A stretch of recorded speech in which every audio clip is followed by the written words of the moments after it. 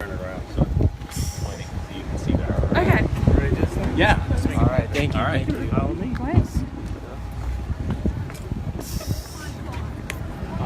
So Okay. if you just point, I guess maybe point it at me when I'm talking and point it at other people when they're talking. Okay. Hi. Can I get a hug? Sorry, do you want me? Hi, can I have a hug? Nice to meet you. I think I'm going to try to go inside. I'm good, how are you? You too. Sorry, I'm just trying to throw into your car. She's gonna crash.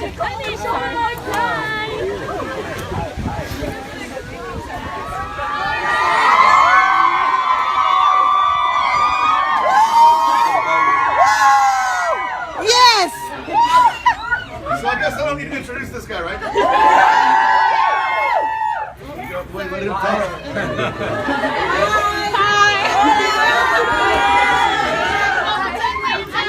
Thank you. 1998. I wasn't alive then. Wow. Well before Supernatural. So, hi everyone. I am here in Atlanta for a Supernatural convention, which I'm excited about. Yesterday I did not expect to find myself in a sushi restaurant talking about Hillary Clinton, but here I am. Pretty great. I'm just gonna tell you kind of why I think it's important to talk about. One is that we are in Georgia, and Georgia is not only an awesome place, but a battle. I keep on almost falling off this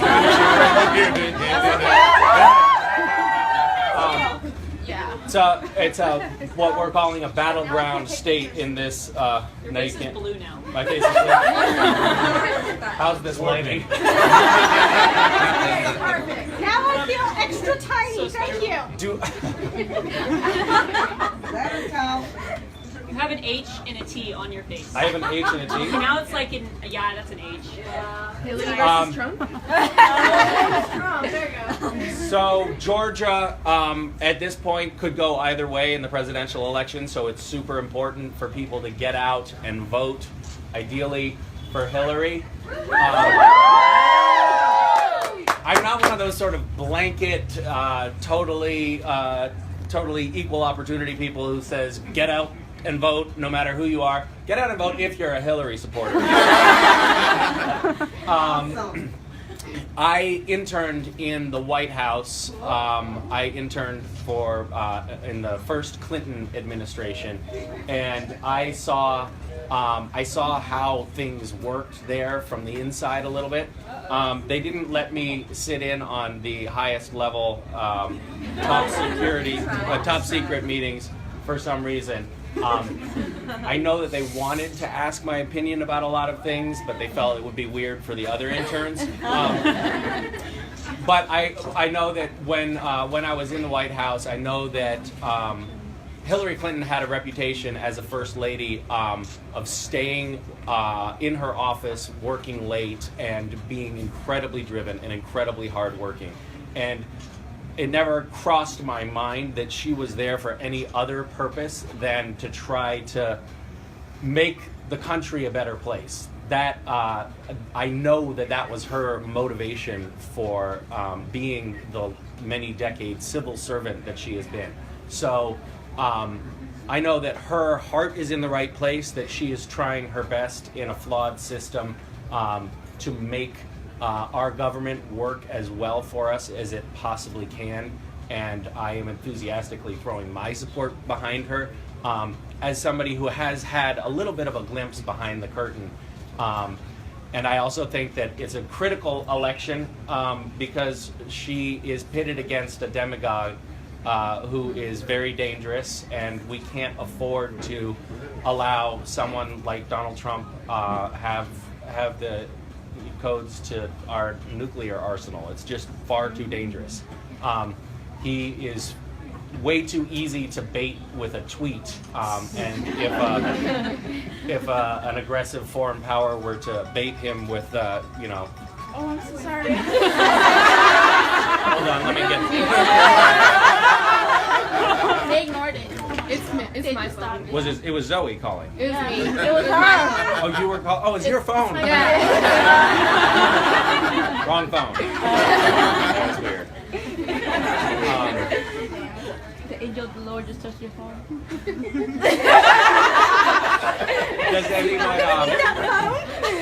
Does anybody have anything that they want to say or?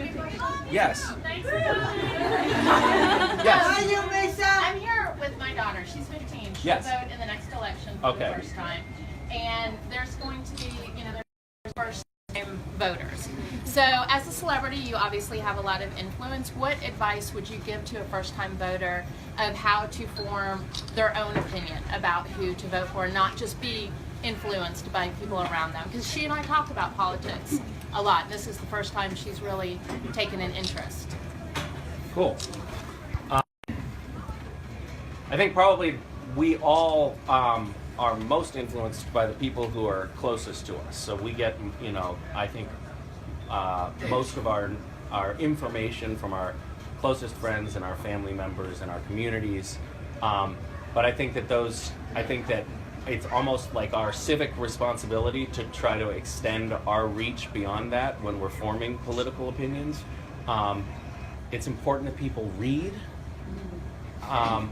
And I know that sounds kind of old-fashioned, but we need to collect real information about things. And one of the things that has been scaring me about this election is the way the biased media is being portrayed as being not factual information, or being just a propaganda machine by Trump's campaign. This is a very dangerous mentality, because he'll go on Twitter and he'll say, I just won all these polls, but they're not real polls. They're not scientific polls. They're polls that just have Trump supporters clicking that he won over and over again on the internet. That's not a scientific sampling. That's not real data. And I think that one of the problems with our populace in general is that people have not developed critical thinking skills. They haven't learned that that's not a news source. Just because something has a fancy header on an internet page that looks like the semblance of a newspaper doesn't make it news. And these major institutions like the New York Times and the Washington Post, that have a long and storied history of journalistic integrity and ethics, that's where we should be turning for real information. And frankly, I'm sort of shooting myself in the foot here. You mostly shouldn't be listening to what celebrities have to say about the election. You should be going to news sources for your information. What Angelina Jolie has to say about ISIS is far, far less important than what the New York Times has to say about it. So read, be engaged, be interested. But I'm enjoying this. I've been doing this a little bit lately, like actually getting out and engaging with people in a dialogue. And that's also useful. And talk to people who have a different opinion than you. I'm trying to understand why people are voting for Trump, and genuinely interested, because there are lots of legitimate reasons that people are choosing to support him. On balance, I think that it doesn't make sense, but there are legitimate reasons. He's an outsider. He's not a part of the system. Some people like the idea of just wiping the slate clean and starting over, and he sort of symbolizes that. I think it's way too dangerous of an approach, but that makes sense, in some respects. Anyway, good luck. I'm glad for you that this isn't your first, that you're not being introduced to politics in this election cycle, because it doesn't have to be like this. It's not always this bad. By the time you're voting next, things should have improved. We hope. Yeah. I have a question. Yes. Yeah. I have a question. Hold on. I just wanted to thank you for standing up for the minorities who don't have as much of a voice in this election that Trump is not standing up for. That's what I love about Hillary. She cares about everyone, whereas Trump only cares if you're a straight white man.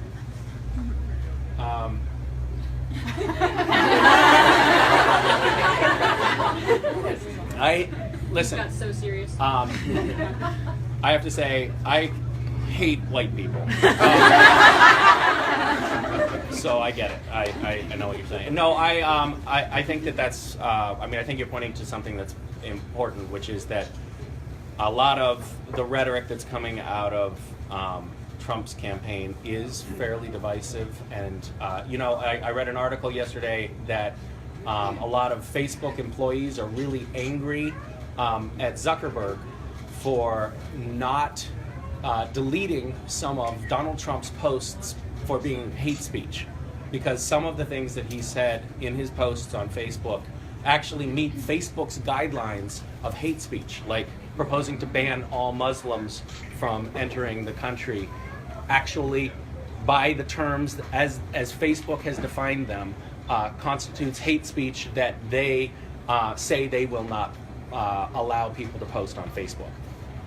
They have made, what I think is the correct decision, to allow those posts to be up, because it's a major presidential candidate and it's not their job to censor that sort of thing. I agree with Zuckerberg for not taking them down, but I think it's fascinating that those posts actually met their litmus test for being hate speech. Yes?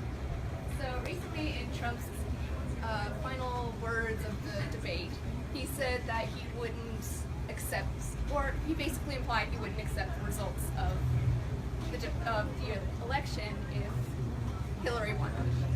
This obviously has never happened before and shouldn't happen in our democratic system because of the transfer of power that is in place.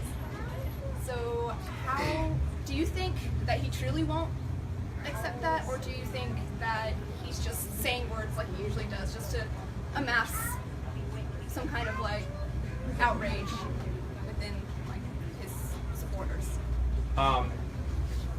I do think that he's trying to sort of drum up a lot. I mean, he's playing into a lot of conspiracy theory ideas about how the election is rigged, he and things like that.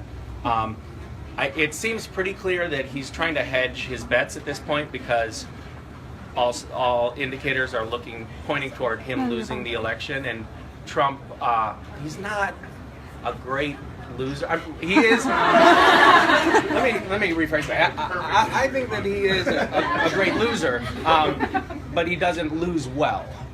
So I think that he's just trying to pave the way for him to have some excuses as to why he didn't win.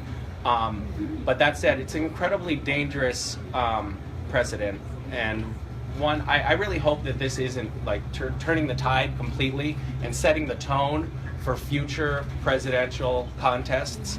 I hope that this is an anomaly. I hope that this is a blip, and that we can get back to having real discourse about real issues, that we can have a presidential election that is really about issues and not about personalities, and I think that that's what he has made this. I also think that him saying that he's not going to necessarily accept the outcome of the election is it's more just of his total outsider image that he's trying to cultivate. You know, he rejects the entire system. But I think that if you reject the entire system, maybe you shouldn't be running for president. We've got time for two more questions. Two more questions. Is this way? Yes. Okay. I have to say, the first time You have a Cat Stiel shirt? I have a yes. Thank you for being amused by that. But I have to say, the first time I voted, I very proudly voted for Bill Clinton. Older than I look, older than I act.